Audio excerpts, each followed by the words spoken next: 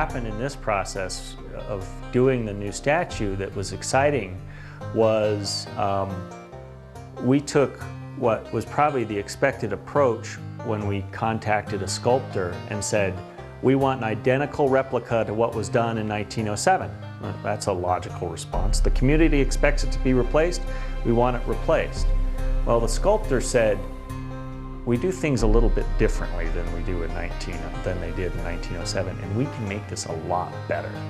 And the level of detail and almost emotion that you can see in the sculpture statue is fantastic. So I'm glad we gave them the lead to do something a little bit different. It still honors the entire spirit of the original statue, but it's actually better.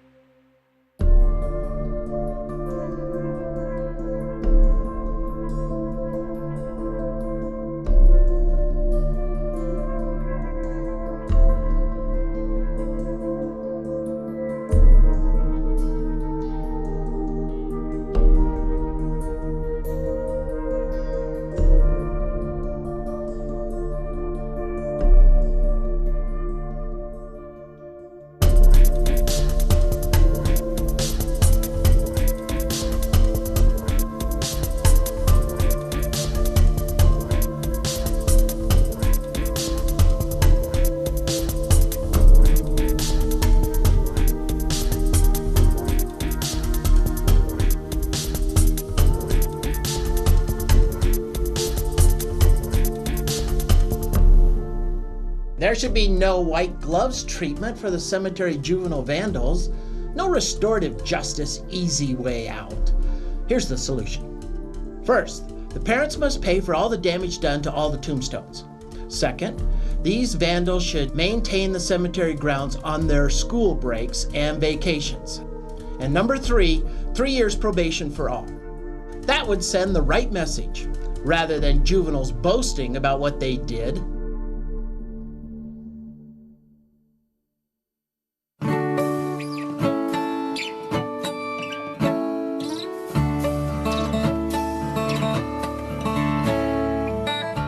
Eyes on Longmont, offering a diversity of topics about our community that will inform and entertain you. We invite you to sit back and enjoy this edition of Eyes on Longmont.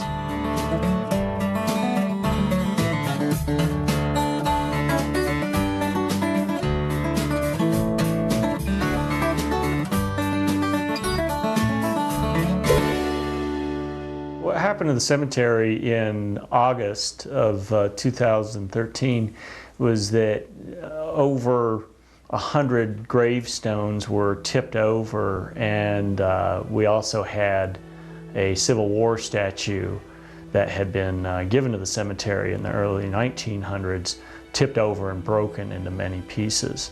And I got a call from the office manager, the manager of the cemetery, that morning, and she said, I hate to tell you this, but there's been a massive vandalism at the cemetery, and we're trying to deal with it. Well, I think the initial reaction was just some anger. I was a little bit afraid about, not like a fear of personal safety, but just a little bit afraid about what I was going to find when I went out there. The cemetery manager told me that my family headstone had been tipped over as well. My family came to Longmont in 1901. They came to Colorado in the 1800s and started a grocery and bakery store, and then later got into real estate and insurance. So starting with my great-grandfather, most of my family with the last name Dworak has been buried at the cemetery. And the manager was shaken. She was upset, and we walked around the cemetery and looked at the damage, and looked at the damage to my stone, our stone, and it was upsetting. Our community is not unlike any other community. We tend to define justice as a pound of flesh or an eye for an eye. And when you see people stand up and say they want justice, they're talking about retribution. They're talking about being punitive. They're talking about sending people to jail and really punishing somebody. What we have seen in our community, because the Longmont Community Justice Partnership is very much a community-based process, I'm going to guess there have been, I'm just going to say, thousands of people from our community who have been volunteers over the years and have been exposed to the restorative justice process in some form or fashion, either as a facilitator, a community member, or perhaps even been an offender or a victim of a crime, or just, and so all of those have been people who have been involved in our community, and so we've had thousands of people. And I think I can almost safely say that the impact has been that they're now seeing, they would now probably define justice a lot differently. And it wouldn't be as punitive, it wouldn't be as retributive, and they would begin, they're beginning to see that we can find more effective solutions with other ways of doing business outside of the criminal justice system. So what is justice? That's the question that you come across. What is justice? To me, justice is what the offended person feels has been done right, what has been done to fix what's been done to them. In the criminal justice system, just because someone's found guilty, is given a fine, community service, or jail time or prison, if the affected person doesn't feel as though their issue has been fixed, is that justice? That's the thing about restorative justice. Justice comes about only when everyone in that circle sits and comes to an agreement on the contract. Are they going to be the same? If the victim sitting in that circle says, you know what, I don't feel like this contract restores the harms that was created, then the contract's not done. Then the referred person has to figure out what they need to do to fix it or to create justice with the person that they offended. That's really the difference in justice when it comes to the criminal justice system, or RJ. It isn't about what law did you break, and the police officers now in Longmont and some other communities around the United States, they have an option, another option. They might ask that person, well, Henry, you look like you're willing to take responsibility for your actions, so would you be willing to go through this program where you have to be accountable and say, I've done this, I'm sorry. You have to go through a process where you understand whom you've harmed. The offender goes through a circle, and the circle is comprised of victim or victims, support people for the offender or offenders. There will typically be a police office there. If it's a juvenile, we will typically have community members from the school or just young people in general, as well as adults. And everybody sits in a circle, and the person tells the story. You know, would you please explain to everybody, Henry, what you did? What were you thinking at the time? Why did you do it? Who do you think was affected and how, right? And we go through this process, and then everybody gets a chance to speak. And they speak from their own perspectives as to what this incident meant to them. How was the community harmed? How was the police officer affected? How was the mom or dad or aunt or grandma affected when they did this? Yeah. We go through a brainstorming exercise where people start to identify possible repairs to the harms, to the offense. You know, how do we make this right? And at the end, a contract is written up, typically 3 to 5 items that everybody has agreed, including the offender, that I want to do this, I'm willing to do this because it'll make things right. And if the person completes their contract over whatever span of time that is, and it's typically 3 or 4 months, there's no record, there's no police record of this incident anymore, and this person hopefully has, you know, learned their lesson. They've maybe done some community service, they've maybe written apology letters, they've done some other things that start to maybe repair the harms to the relationships that exist, because the sort of the premise of restorative justice is relationships. If you have a relationship that's important, whether it's a spouse or a family or a school or a work environment, then if that's truly important, it's important to keep it whole. And that's what we attempt to do. We can use restorative practices and the principles associated with those practices in any environment. We've used them in our workplace. I've used them in a disciplinary case. Instead of just punishing somebody with a day off or a letter of reprimand, we actually brought the people that were harmed and the people who did the harm into the same room and ran a conference, and it worked beautifully. We actually used it in conflict resolution between two departments in public safety, and we used a restorative process to find common ground and to address the concerns that were there.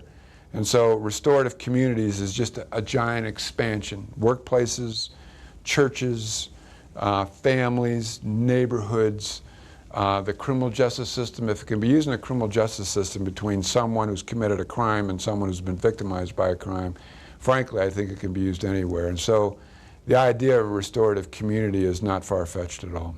I've been very excited over the last few years about the development of restorative justice and the encouragement from the legislature and others in Colorado that offices like mine get involved with restorative justice, because there's things that can be done with restorative justice that you cannot do through the traditional criminal justice system. You can take cases out of the very formal adjudication that we have for serious crimes, and it's a system that was designed and works quite well with serious criminal behavior. But when you put low-level cases through it, it takes a long time, it's expensive, and it reaches results that are often very formalistic and that leave both victims and defendants with a feeling of kind of lack of resolution. What is my goal as district attorney? My goal as district attorney is to keep the community safe. That does mean with certain cases and certain very serious cases, we need to basically take dangerous people and lock them away where they can't hurt anybody. But that's not most cases, and it's only a handful of juvenile cases. The rest of the time, what we're trying to do is hold people accountable and heal the harm. As far as what I expect to happen with restorative justice, I'm really hoping that these kids are put on a good path for the rest of their lives, that this is something that they might wake up in the middle of the night and clench their teeth about, but at least they know, okay, I'm better now than I was then. And you know, I've got 3 kids. I've got kids older than these kids here, and so it's, you know, I'm sensitive to the challenges of the parents. I'm sensitive to the dumb things that kids do. I've seen it, I've done it myself, and I've learned from it, and I hope these kids do as well. I'll admit to nervousness in it. I don't know how it's going to work. I think it's going to be hard. I feel some burden in trying to make this work for the community and then also for these kids. As far as the kids themselves, again, having been a kid and also with my kids, if you're too heavy-handed with them, they are going to just pull in immediately and you're not going to get anywhere. So walking that balance and also thinking about the work that we have to do, it's a little bit daunting, but I think I think it's the right thing to do. I was unfamiliar with the restorative justice program until my son was referred to the program by a police officer. He and his friend were caught doing something they shouldn't have been doing, and he was referred to the program. It was new to us at that time. I was not, as I said, familiar with it before that. And he and I went through the process together. We went to the pre-conference together, and we participated in the process in the circle together. And both of us left just very, very impressed with the process and the whole program. And certainly the most important thing to us was that it kept him out of the whole court system. It was a fairly minor infraction, but certainly something that he should not have been doing. And he was made well aware of the consequences of his actions, and we were just both believers from that point on. One of the things that I appreciated so much about the Restorative Justice program was its reflection on the community, and the fact that it really showed us, especially those of, we were newcomers to the community, that this is a caring community, that in fact they do care about keeping kids out of the court system, and they do care what happens to these kids and trying to get them on the right track, getting them to acknowledge and taking responsibility, and doing something that's not necessarily punitive, but certainly something that's going to teach them a lesson, so to speak, and as I said, the repercussions of what they did.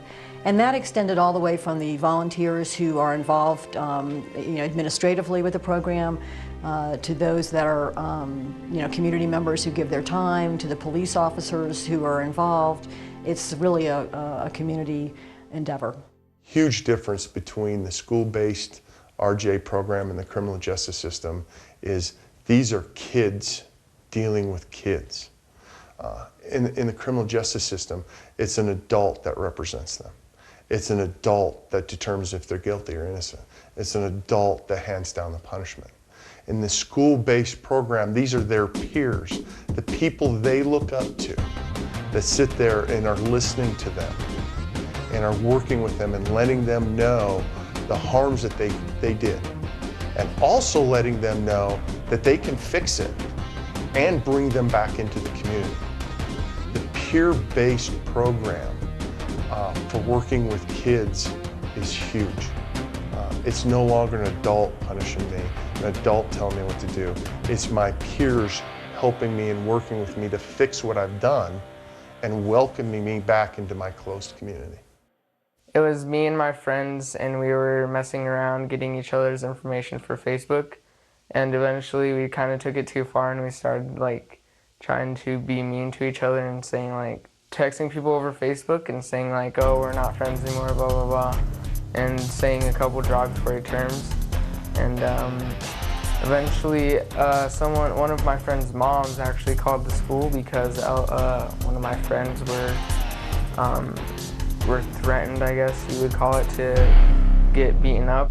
One of his close friends had gained access to his password, and two of the boys, or one of the boys used Peter's name and password login information, and so they would use Peter's identity to post some really terrible things. The victim was a young girl. She was a freshman also. They were all brand new freshmen. These boys, including my son, needed guidance through this.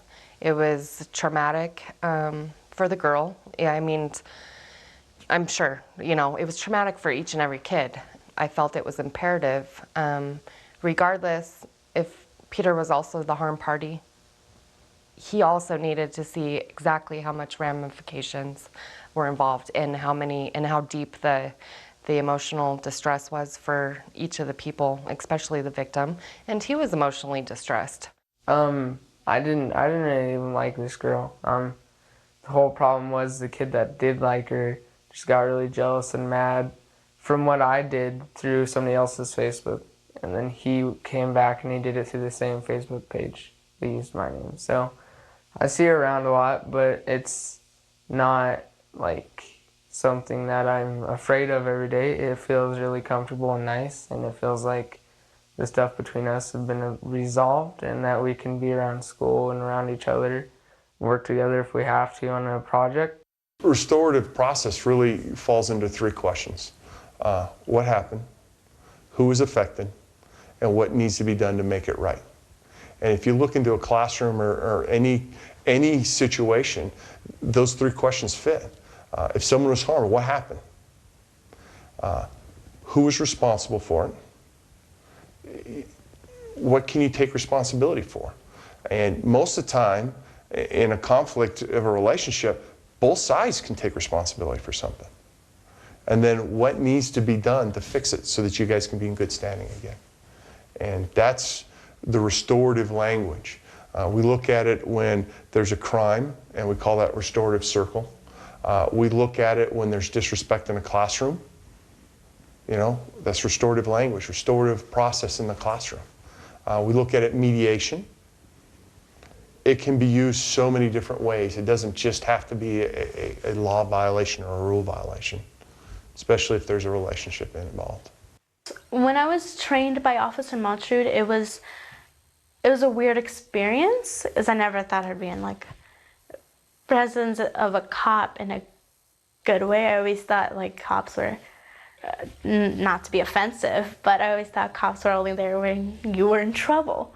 So actually getting trained by a cop to do the restorative justice was good, because I saw his point of view on things, and I saw how much he liked this program, and I learned a lot from Officer Maltrud. And when I was being a trainer with Officer Maltrud, I used some of his knowledge that he taught me to teach the other students. Restorative justice has these 5 R's, they're called. And they're really the precepts around what restorative justice is and why it's important, why do we care. In my mind, it starts with relationship. If there's a relationship that's important, whether it's in a marriage or a community or a workplace, then people are willing to take responsibility, which is the second R, right? Take responsibility for your actions. By doing this, you're having respect for that relationship, and within a community, respect for everybody that's in the community. The idea then is that if those things are important to you, your ultimate goal is to repair the relationship where it's been broken, perhaps, with the idea of ultimately, reintegrating yourself or reintegrating that person or persons back into that relationship so you maintain the wholeness of it. Those are the 5 R's of restorative justice. I think that there's a real value to the victim as well in this process, and I think that comes at the moment when the victim sees the offender as another person, somebody who has made a wrong choice, a bad choice, a wrong decision that has adversely affected them. And I think once they see that genuine remorse, there's a real healing that takes place for both of them. As far as my feeling towards these kids, I didn't want to, I remember the morning of, I told my wife, I said, I don't want to go to this. I just want this over. I wish I could just skip it. And, I was very nervous, and I don't know if they could sense that, but they probably could. But I was nervous, and I was uncomfortable being near them and hearing them at first, and being in this big room with a bunch of people. And it was interesting that myself and the cemetery staff, each one of us, and they're hard workers and they deal with death on a daily basis. I'm a trained attorney. I've heard just about everything you could possibly hear in someone's lifetime. We all became emotional, not to a hysterical standpoint, but you could feel that it was an emotional process for each one of us. As far as the reaction when they learned that I was an actual victim, I think the word is ashen. You could see the blood drain from their faces, and their body language just kind of curved back in. I think they were pretty surprised that there'd be an actual victim, if you want to call it, there at the process. The circle, as they call it, was really interesting, and I think it was unusual for restorative justice too, that you had so many people together at the same time. So if you think about it overall, as far as the day's concerned, the first part of the day was them explaining and expressing their remorse and their guilt, and they were more measured and looking down and not making as much eye contact. As we worked through the process and talked more and more, it was a little bit, it sounds strange now, that it was more of a collaboration, that there was more of a discussion about what are going to be the next steps and things like that. So it was much more of an engaging procedure as the day went on.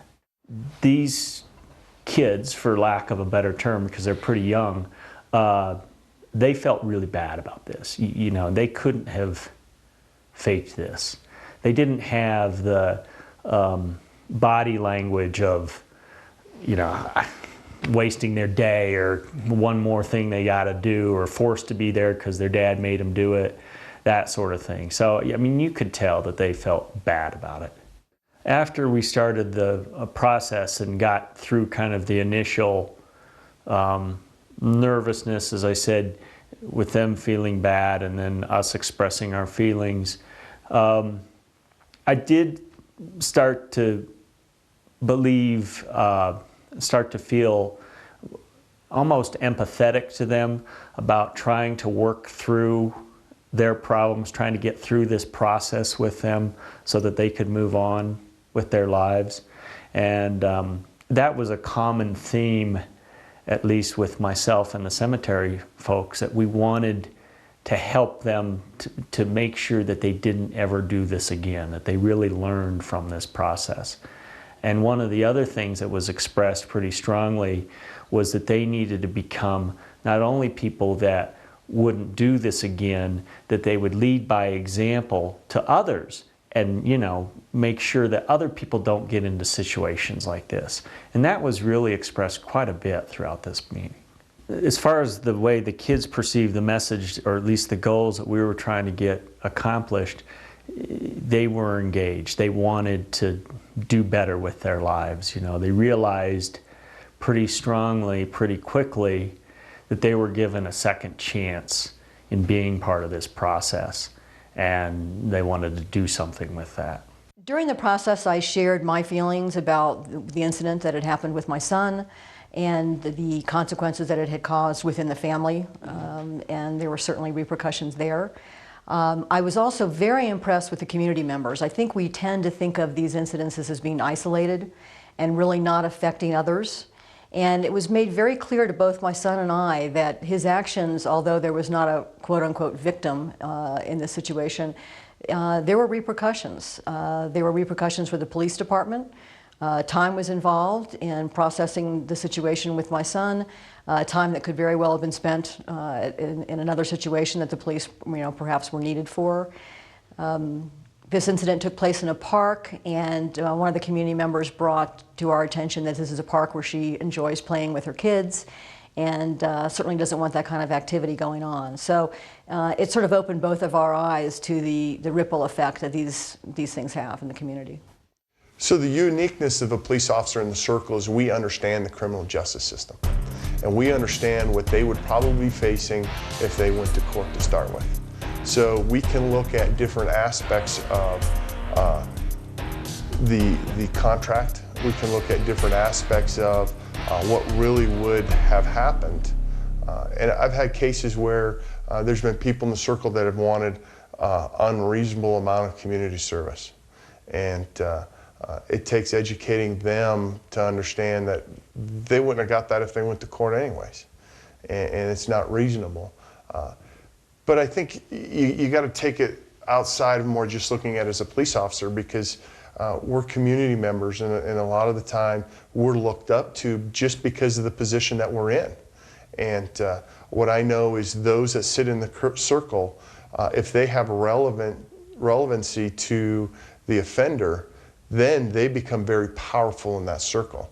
So as a community member that's in a position of authority, and if I've created any type of rapport with that referred person up to that point, I can carry a lot of weight. I can carry a lot of influence to that person to hopefully get them to understand the ripple effect that they've caused.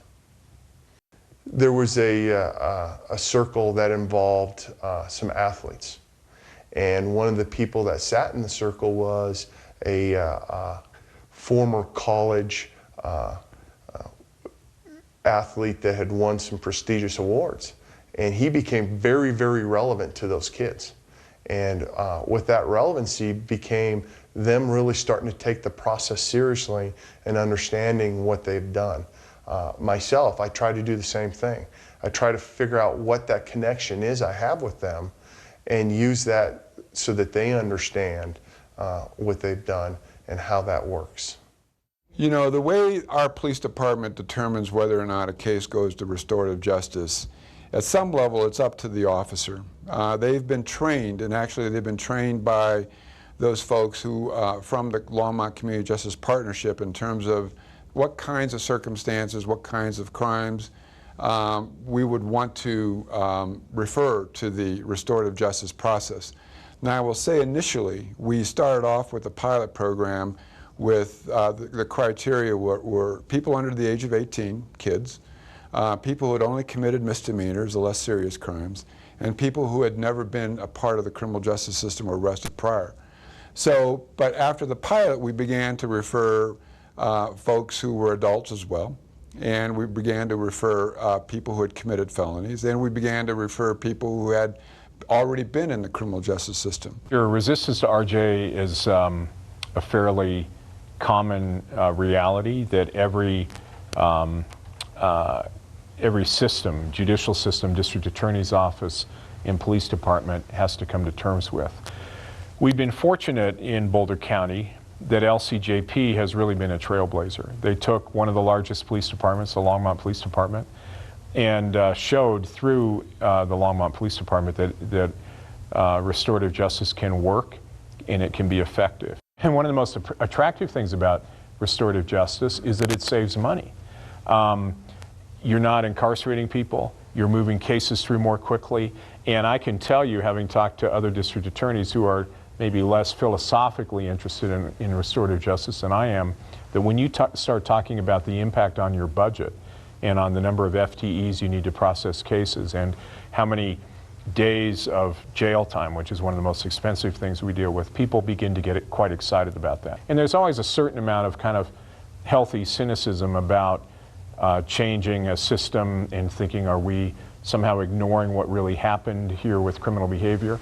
But when people begin to see how it works and also understand restorative justice is not letting anybody off the hook. You're not saying, well, what you did is not a big deal. What you're saying is, it is a big deal, and you need to come to terms with what a big deal it was in a meaningful way, the same way that the victim has had to do. And when people begin to understand that, they actually see that restorative justice is very effective at both holding people accountable, effectively healing the harm that's been done, and saving money to the system across the board. We thought about general categories. The most basic one that everyone probably thinks of is some form of restitution, that there has to be some money involved. Now, kids are not rich by any stretch, so it had to be an amount that we felt that they could come up with and could do in a reasonable time, but hurt, you know, that somebody just couldn't write a check. So that was a major concern, and that was met. The other aspect was thinking about what they had done to the community, the staff, and the victims, and how could they repay that. And that came out in two areas. The first was apology letters to a variety of different people, including the community, that to say, I know what I've done is wrong and I'm deeply sorry about it. And that was very important to us, although it was interesting the way the public sometimes perceived that. They perceived it as, oh look, they just had to write an apology letter and get off. But no, it was really important to us that they expressed to the community that they recognized they did something really bad. And then the last aspect of kind of was thinking about what this did to the cemetery staff and the workers, and that all the extra work, all the stress of getting everything put back together, that we wanted to have some level of physical activity put back in, to think about the, you know, the hard work to restore the cemetery, that they would have to repay that in some way. And this took an interesting twist in that it was also expressed by myself and the cemetery staff that we didn't want them at the cemetery. We didn't want them to do work at the cemetery. That bothered us. I mean, we didn't feel comfortable with that. So we worked on other areas where they could do forms of physical labor in the community that would help the community. As far as what the kids had to do physically, as far as their program. If you think about the timing of when this happened, soon after we had the historic floods, and there was and continues to be massive damage in the community. So we really tried, and not everybody did it, and it wasn't a requirement, but we really tried to focus the kids on doing something as it helps the community recover from the floods. And people were pretty excited about that was a good area to focus, because that was an area that the community could appreciate. As a police officer, we have very few tools in our toolbox to deal with incidences. We carry tools to deal with people. You know, we have our gun, we have our taser, pepper spray. But when it comes down to the incident, before RJ, we had two things. We had an arrest, or we had nothing at all.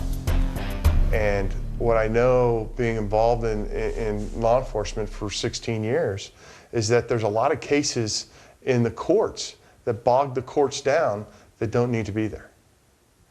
And finally, with RJ, we have another tool in our toolbox. So now it's not put him in the criminal justice system or do nothing at all, but we have a third, which is very powerful, especially for your first offenders, to keep them out of the criminal justice system. So they get to learn that when they make a mistake, they can fix it. And then they learn that they can actually come back to that community and be part of that community.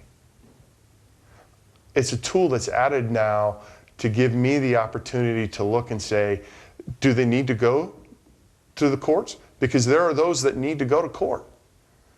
And if they don't, maybe they got to have consequences, so letting them go isn't an option. Now we have our option. 4 kids basically broke into 50 different cars in our community. The community was outraged. The victims whose cars were broken into were outraged.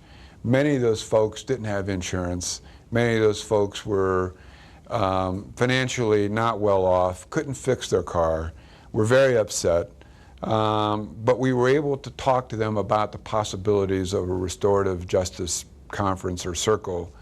And all of them accepted that possibility, which was quite rare to have almost 50 people who were victimized by a felony crime, and some unable to fix their car say yes to this. And 3 out of the 4 offenders said yes. And so we had a restorative justice process. And I recall the room when it first started and how the anger was palpable. And the people who had committed the crimes, the kids that had committed the offenses, were scared. And so the conversation began, and the facilitators began to facilitate the conference. And I'm going to make a long story really short here. But by the end of the conference, everyone, there was hardly a dry eye in the room. Everybody was hugging. The people whose cars had been broken into were willing to work with the kids, were willing to mentor the kids, were willing to befriend the kids and their families. And it provided at some level that sense of where the relationship principle just became so alive and well between people, one person who had harmed another. We never saw those kids again. And I think a lot of it had to do with the fact that relationship developed between those folks who had been harmed by their crimes and them. And they became accountable not only to themselves but to them. And the other part of this is that there's people in the community that are not either offender or a victim that were also a very strong voice around what happened, and they've also became accountable to them, representatives of the community. And so for us, those forces of the universe hold a lot of power.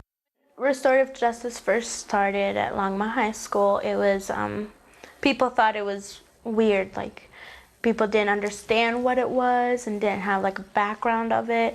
And teachers themselves had trouble believing that it would actually work. So they had trouble like referring students to restorative justice. They didn't know like what it would do, like how it would impact the school. So no one knew how this would impact anything. And so when Laura got her first case of restorative justice, everyone was, like administration was like, is this gonna work? Like, what are we dealing with? Like, did we make a right decision? And I don't remember if I was involved with the case at all. It was quite a while ago, but after that first case, Laura started getting more and more cases. She started getting a bunch. She kept herself very occupied because there's so many cases. And so a lot of teachers started hearing from it, and they started referring more students, because after a while they realized that yes, it did help. They had a lot of cases that first year. In the second year, they had less cases. We already had like the 2 pilot schools, like the middle school, Sunset and Longs Peak Middle School. And I remember in Sunset, there was a lot of cases the first year. There was a lot of cases. And by the second year, I guess kids learned on their own how to prevent this stuff. And so there wasn't that many cases when I was doing the statistics for it. It was a very low number from Westview. The restorative justice process has really changed him. It's changed us as a family. I no longer have that fear or that anxiety of, oh my goodness, is Peter making the right choice? I know that along the way he's going to make, some bad choices. We all do, we're human. But I think he has so many skills now that he didn't have before the restorative justice process, that it's not only changed him, but it's changed us as a whole family. I always like to say that the goal of our juvenile system is to turn these young people into taxpayers. And what I mean by that is we want to get them through school, keep them off drugs and alcohol, and keep them out of prison. And most of the time, if you can get a juvenile that's involved in illegal behavior when they're 14 or 15 to age 22 or 23, with an education, without a drug or alcohol problem, and without time in prison, they're going to be fine. They'll go on, get married, have a family, have a job, and contribute to the community. Well, by keeping somebody out of the system entirely, we are much more likely to be able to do that than by putting them through the system. Because when they go through the system, particularly lower level offenders, what happens? One, they have a record. And even though juvenile records can be sealed, they're still there, and employers often can find out about them, and it can impact a person's ability to move forward. Number 2, an offender going through the system is going to be spending time with other people that may have been involved in much worse criminal behavior than they were, and that can have a socializing effect that can be unhealthy. It may encourage them to get involved in gangs or drug dealing or this kind of thing.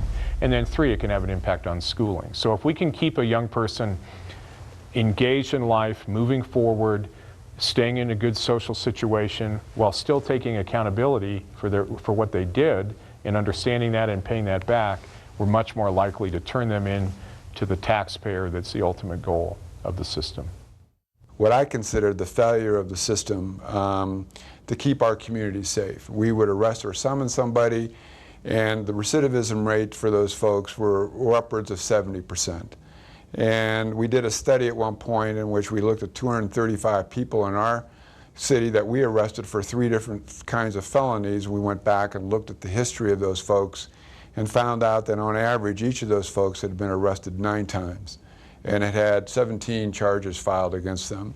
And so frankly, I was ready for something along the lines of restorative justice that we could use as an alternative and at some level a complement to the criminal justice system. So my experience with restorative justice goes back 15 years.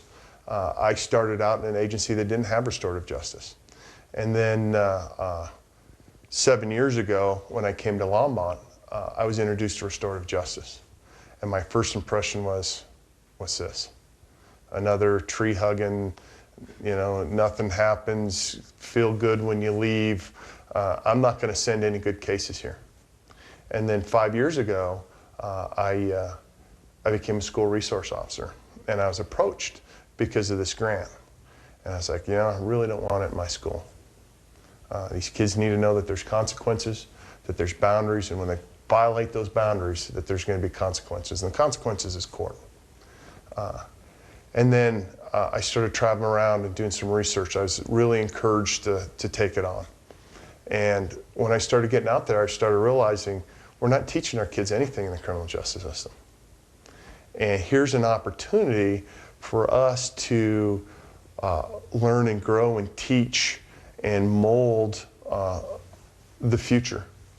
And then I started to realize, wow, this isn't a feel good, because ultimately in court, you never have to admit guilt. Matter of fact, you never have to say anything in court. You hire an attorney that does all your talking for you. You never have to admit that you did anything wrong. And then you just have to do whatever punishment's handed down by an adult. You never have to hear the effects that it's had on the people played. And really, there's only one person usually, one group of people, they call them victims, that you feel is impacted. Where in restorative justice, you have to take a responsibility. Not community service, pay a fine, go to probation and keep one person happy. You have to fix it with the community. And then once you finally have it fixed with the community, then you can be accepted back in, and you realize that you're back in that community, and now you have a better understanding of how your decisions are made.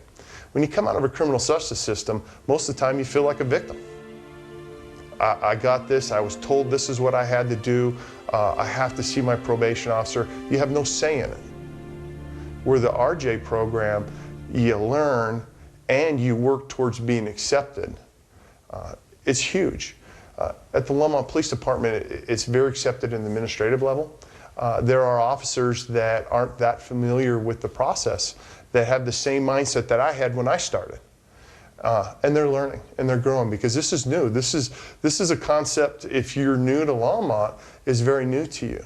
Virtually everybody that comes in the system, even if they're sentenced to prison or to jail, will be back in the community before very long.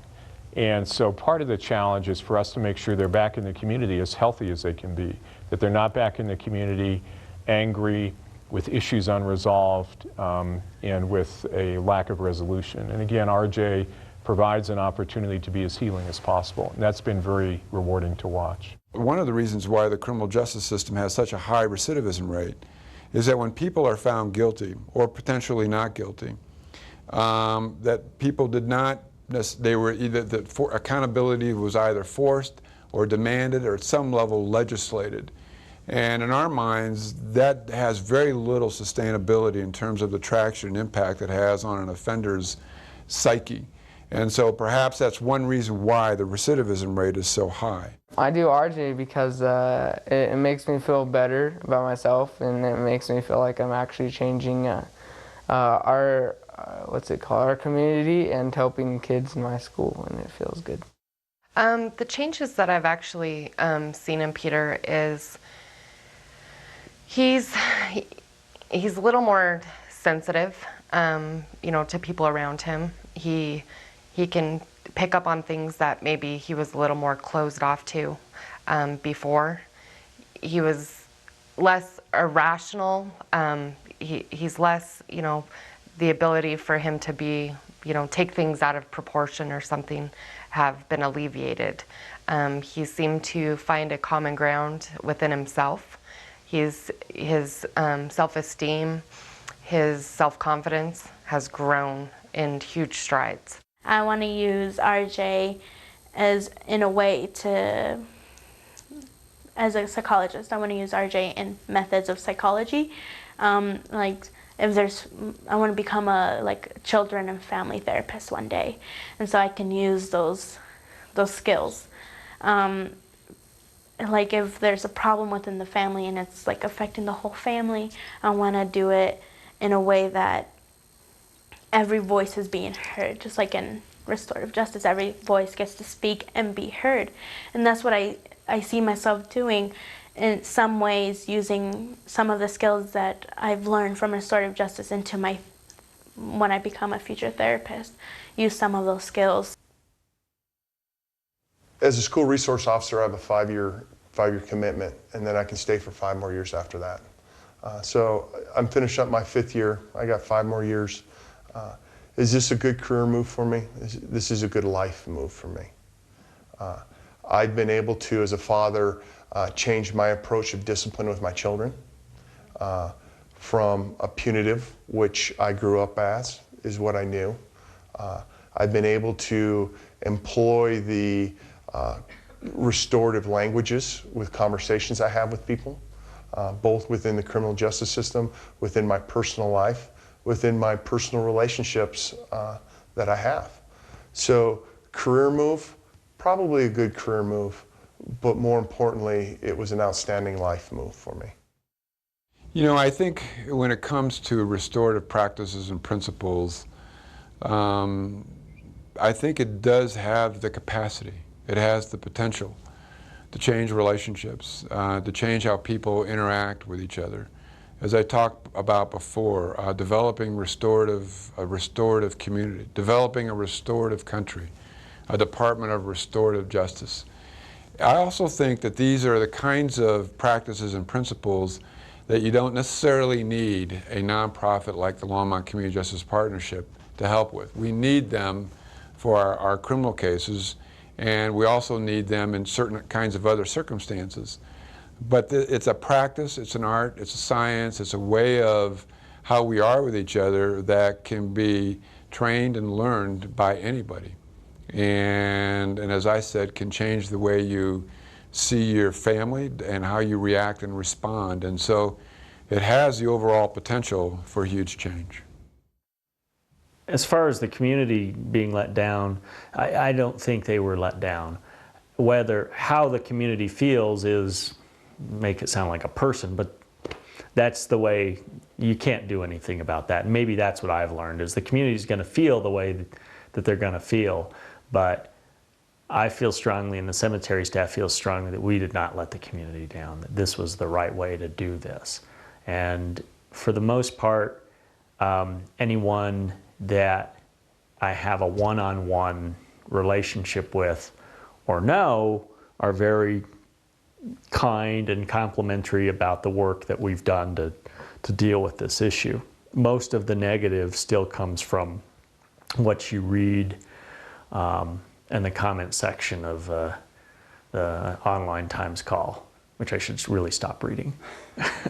Even though there's been a time impact on me, as I earlier said, we're really pleased with the now community reaction, that they really do care about the cemetery. So maybe we as the cemetery can use some of that energy and love about the cemetery to do other things to make it a better cemetery.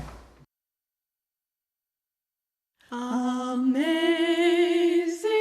grace, how sweet the sound that saved a wretch like me. I once was lost, but now am found, was blind, but now I see. 'Twas grace that taught my heart to fear, and grace my fears relieved. How precious did that grace appear the hour I first believed. Through many dangers, toils, and snares, I have already come. 'Tis grace that brought me safe thus far, and grace will lead me home. Amazing grace,